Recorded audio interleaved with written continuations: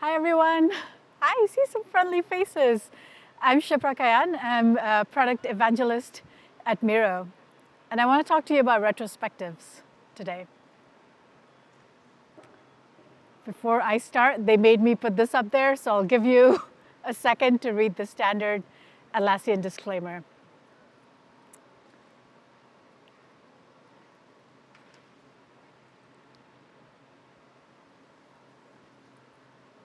Right. Yeah, this is new, huh?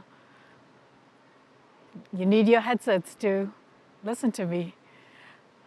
Ballet dancers, they dance in front of mirrors to be able to see themselves and be able to adjust their movements in real time.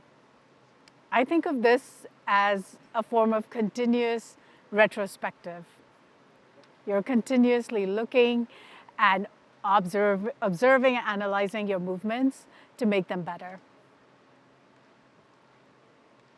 On the other end of the spectrum is the Challenger disaster. I'm sure we all remember, for those of us who were alive at the time, where we were sitting when the Challenger blew up, the spacecraft blew up.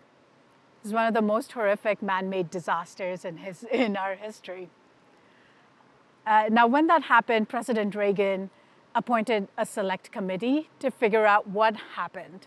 And it took them 4 months to figure out what happened. The mechanical cause of the Challenger blowing up was an O-ring. It was a little rubber ring that would have connected two parts of the aircraft together. And it failed. It was supposed to seal the joint, and it failed because it was too cold. And the O-ring was only certified to work at a certain temperature range. But the problem wasn't the O-ring, right? NASA is full of really smart people, really like they're literal rocket scientists. How could they not have seen this coming? And the problem was not that they didn't see it coming. There were a few engineers at NASA that were worried about the O-ring. But the problem this committee found after 4 months of a deep retrospective was that the leadership at NASA didn't welcome negative news. They retaliated against negative news and rewarded positive news.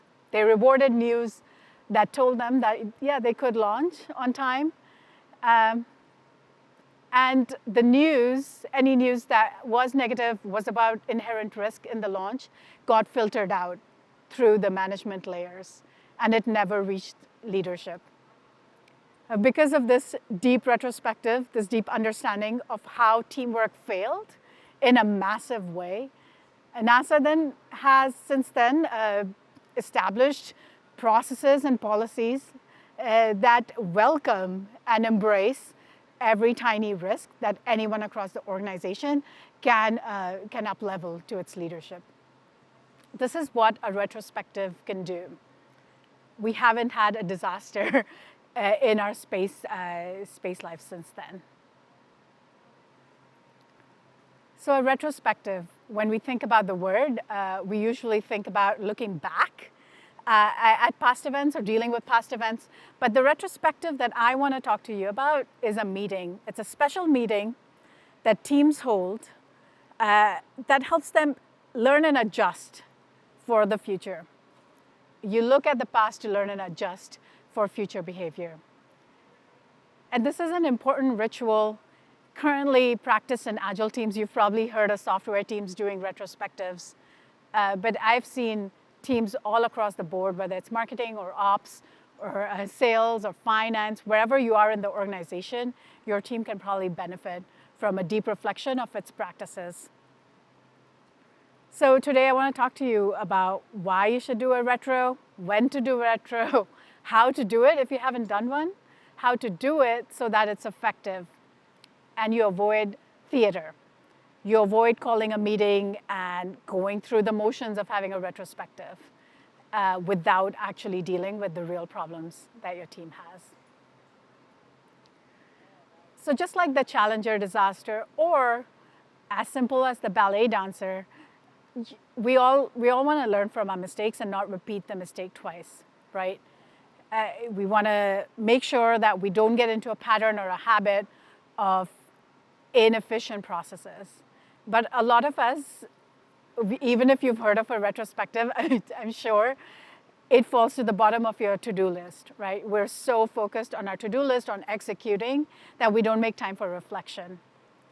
But reflection is important to make sure that you're not getting into patterns and habits of inefficient teamwork. And we know this because on Miro, there's literally millions of retrospectives have been run on Miro. And so we asked the people that were running these retrospectives, why do you run retrospectives? And 89% of them came back and told us that retrospectives increase trust. How many things can we do on our team to increase trust? I mean, that's really hard to do. It's really hard to feel connected. We're all hybrid. We're all, all over the world trying to work together.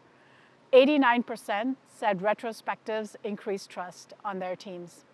And that's because retrospectives, out of all the meetings, is designed to create a space for difficult, tough conversations that people avoid.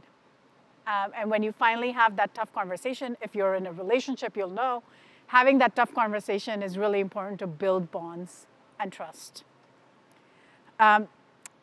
Teams that do retrospectives say it helps to improve their processes.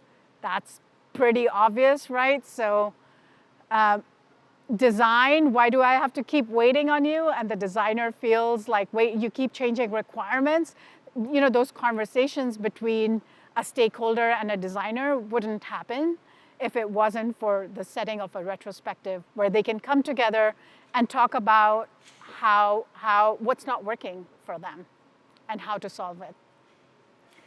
And finally, a retrospective helps you anticipate problems and find a mitigation strategy before the problems appear in your project. So every retrospective has it's the same, every retrospective meeting basically asks 3 questions. You ask 3 questions of the team. Number 1, what went well? A lot of times when we talk about what went well, and if you've done or tried to do retrospectives, perhaps it becomes a little bit of a celebration. It's a moment. We have a positivity bias in our culture, in our work culture, and we want to celebrate what went well, but that is not the purpose of this question in a retrospective. The purpose is to figure out, what did we do that worked so we don't stop doing it? What went well? Don't turn this into a celebration. What do we want to keep repeating in our process? The second question you ask is, what did not go well? Now this can either be very surface. People don't want to talk about what didn't go well. They just want to get over with this meeting and get out of there. Or it can turn into a very negative, finger-pointy situation. And there are ways to deal with this negativity. You need to let it out, but you need to convert that back into positive actions. I can talk a little bit more about how to do it later if you guys are interested. But you want to ask what went well, what didn't go well. What's really interesting is if you get the same thing appearing in both buckets. This happened to me. I was doing a retrospective with my team on Distributed, which is a large virtual conference we held last year. It's our annual conference. And some people said, hey, it was really great that we pre-recorded the speaker talks because we pre-recorded some of them and we just streamed them from the recordings. And there were other people that said, no, that was what didn't go well. We pre-recorded them and it wasn't interactive. It wasn't engaging. And the first group of people said, no, but we didn't have all the technical issues that we had the previous year. So you have the same thing, pre-recorded speaker talks appearing in both buckets. And that is really interesting. That's when you can go deep into that problem and figure out what parts of it worked well, what parts of it didn't work well, and what are the trade-offs we want to make as a team. It makes for really interesting conversations. But the same thing can show up in both buckets. Finally, what do we want to do? We're not going to solve every problem. We probably don't even know how to solve every problem.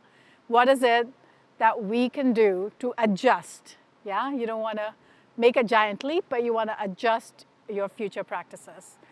And so, of course, if you think about how do we want to improve, sometimes it becomes like a laundry list of action items, and I'll talk about a few techniques to keep it simple and actionable.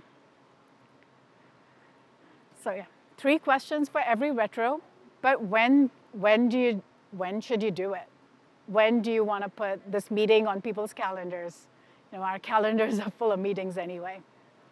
I think it's as the name suggests, obviously it's a great time to do a retrospective after a big initiative ends. You just launched something or shipped something or finished a big project. It's worth it to do a cross-functional retrospective so you can think about how to improve the next project. The best teams, however, as we saw in the keynote, where psychological safety is such an important part of high-performing teams, the best teams create space for reflection and hard discussions throughout the project.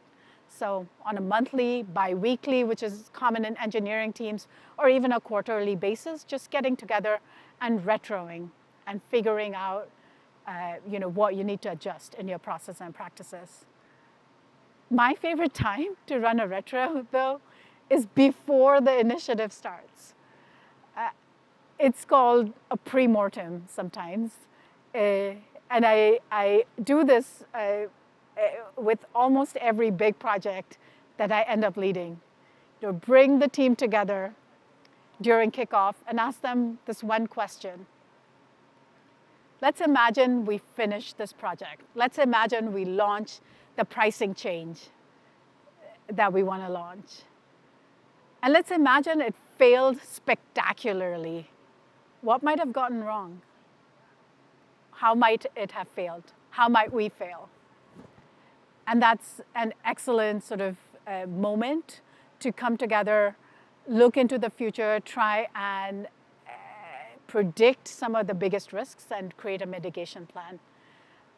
Now, this might seem like a little bit, if you haven't done it, it might seem like, at kickoff, you want to rally everyone up and get everyone in a positive mood.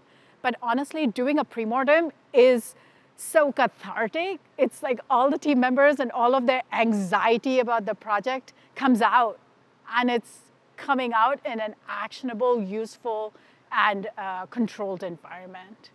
So pre-mortems, favorite thing ever. So you put the meeting on the calendar, you decide, yeah, we should do a retro. We need time for reflection. How do you run a retro? What do you do in the meeting? And you always need a facilitator. Somebody needs to have a design for what they want to do in the retrospective. And this is the anatomy or a recipe for a retro meeting. Honestly, this is my recipe for every meeting. This is like how I run every meeting ever. But you start with the context. What do you want to retro, right? Let's retro that launch. Let's retro the event. Let's retro how our team performed against our plan for the last 2 weeks. It's a 2-week retro. We had a plan 2 weeks ago. Let's go back and look at that, and let's see how we performed and what worked and what didn't work.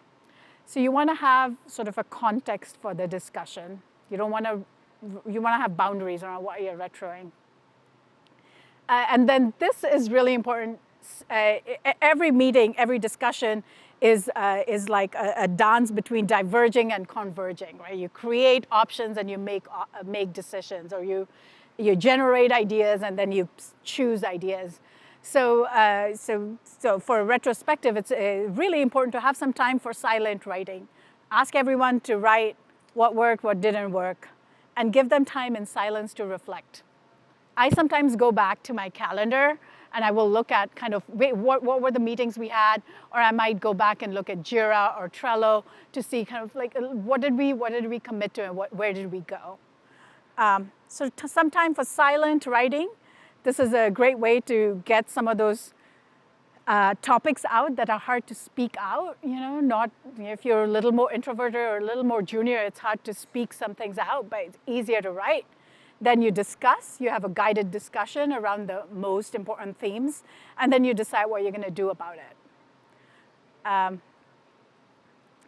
I want to like double click on this idea of silently diverging. And this is Adam Grant. I mean, I'm sure many of you know him. He's a social psychologist, and he writes, when groups meet to brainstorm, good ideas are lost. People bite their tongues due to conformity pressure, noise, and ego threat. A better approach is brainwriting. Generate ideas separately and then meet to assess and refine. Group wisdom begins with individual creativity. It's really important in my experience to create that space, the silent space, to allow people to give out or write out or put out their thoughts.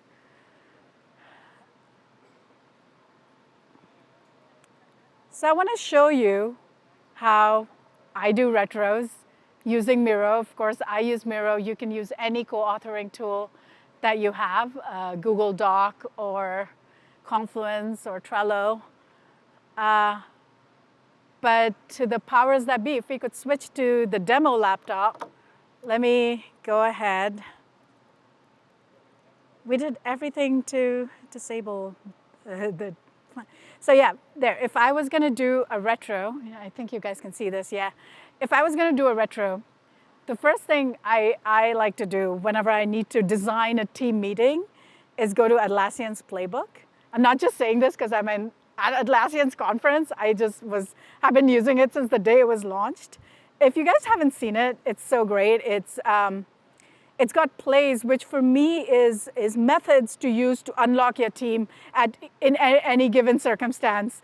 And these plays are the things that Atlassian teams use every day, and they're time tested. They're amazing.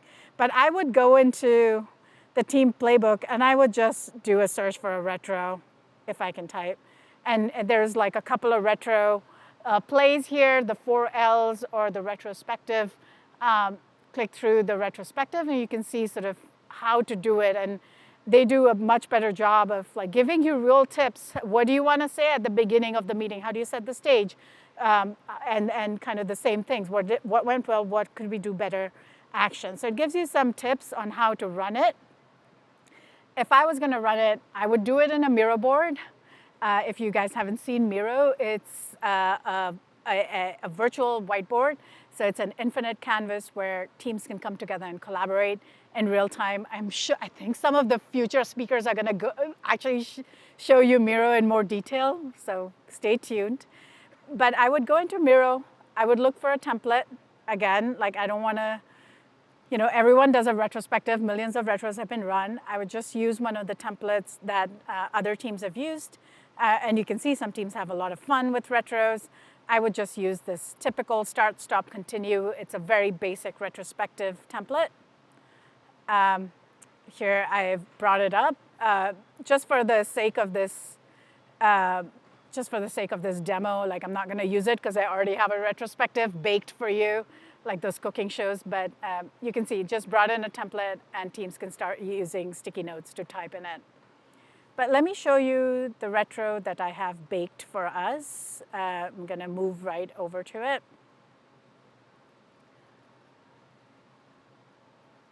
There you go.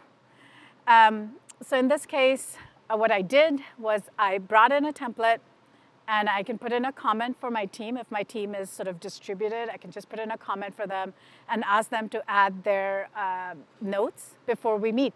Right, so instead of meeting for 90 minutes, we can meet for 60, or instead of meeting for 60 minutes, we can meet for 30. So I did that. The team put in their notes. If the team hadn't put in their notes, they would have come in. I would have asked them to just pull out stickies. It's easy enough to pull out a sticky and start typing in Miro. And I would have just put a timer on. We also have music, so I can just put a 5-minute timer on. Hey guys, take 5 minutes, write one thought in each bucket, and put on music. And this helps the team to stay silent because it's awkward. Silence is awkward, so we have music to diffuse the awkwardness. Anyway, let's say the team put in all their ideas. We might group some of the similar notes together. So let's say what is not working, what should the team stop doing. Somebody said creative takes too long, and somebody else said waiting on creative. And those are very similar notes, so I might group them together. I might say, well, the problem is waiting on creative. That's a theme that we're seeing here.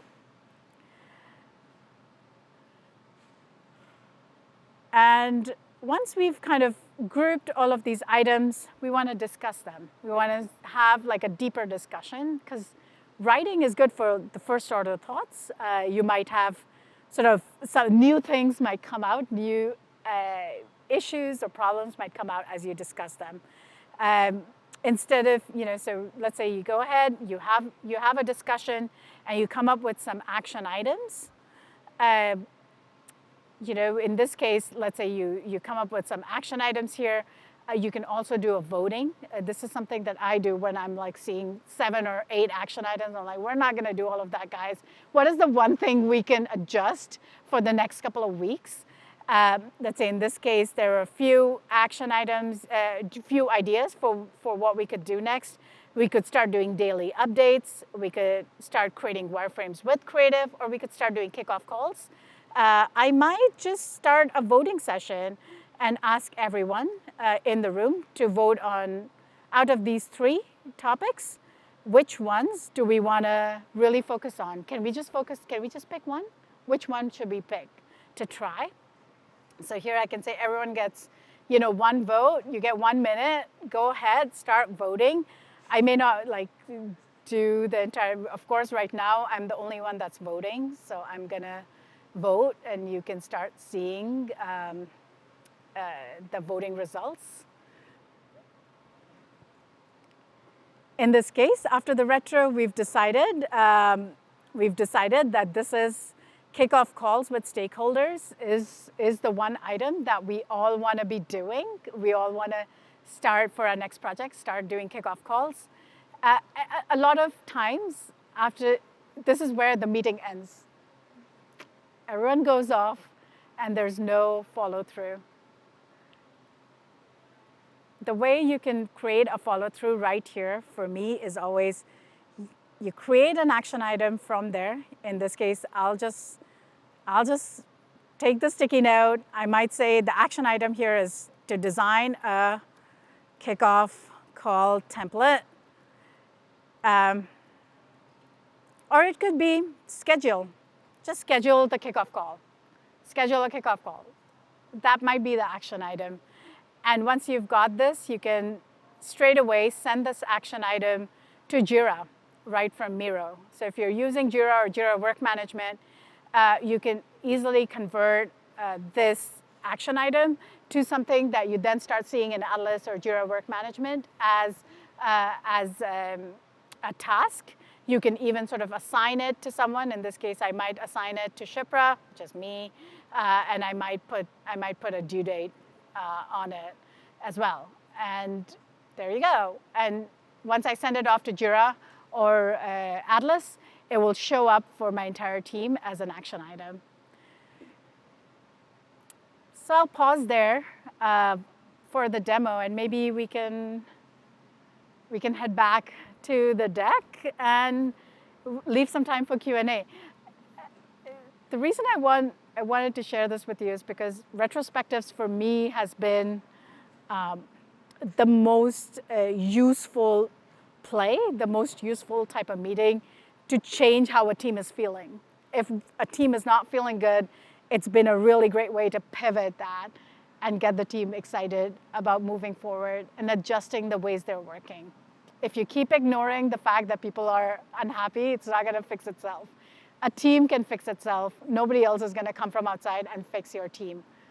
So this is a play you can use to heal from within. So make time. I know it's hard to make time, but reflection is as important as execution. Sorry, I keep hitting my mic. I'm sure I'm going to get screamed at. That's it. I leave you with a QR code like every talk probably will. So if you want to talk more about Miro with an expert on Miro, you can scan the QR code and sign up, and somebody will reach out. But beyond that, I'm happy to take questions all of your hard questions about retrospectives. Oh, thanks. Thanks.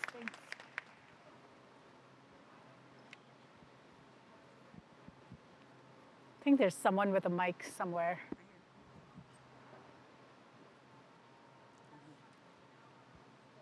Any more questions?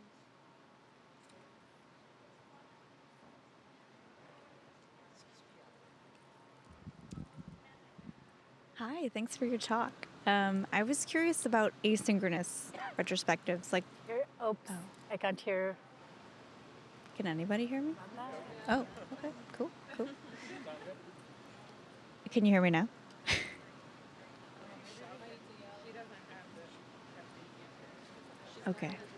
Okay, she says go ahead. Okay.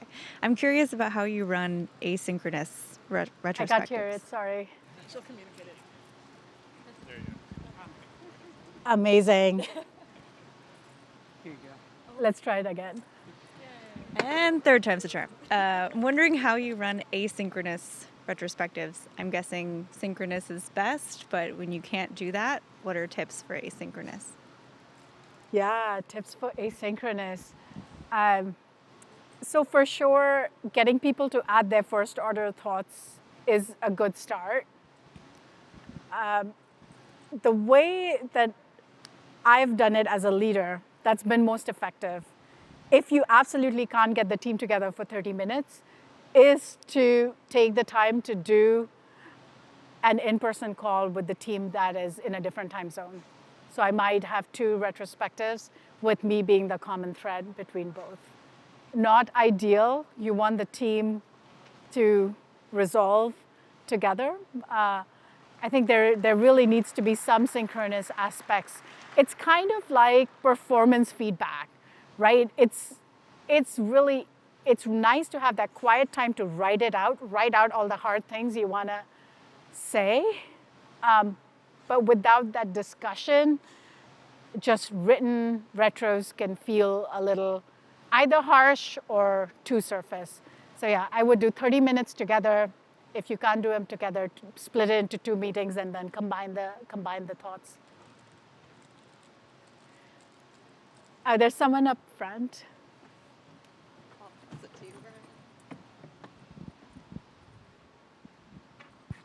Thank you. So I have a quick question. So I love that functionality that you had on Miro where you see like an action item that you can flip into a Jira card. But so I think that makes a lot of sense when there's like a specific task, like I need someone to go ahead and schedule a meeting or perform an action. But what are some of the perspectives and thoughts that you have when almost like that action item that comes out is almost like feature size or epic size, where it's a big item to solve that probably has to involve multiple constituents, multiple teams, multiple parties, maybe an executive intervention, and also tying the dots that those may be challenges that are being surfaced from other teams and other areas. Like what is the thought or even some of the enabling functionality that Miro has to kind of bring those topics to life and resolve them? Yeah, so not everything, there's a scope of influence that every group has, right? And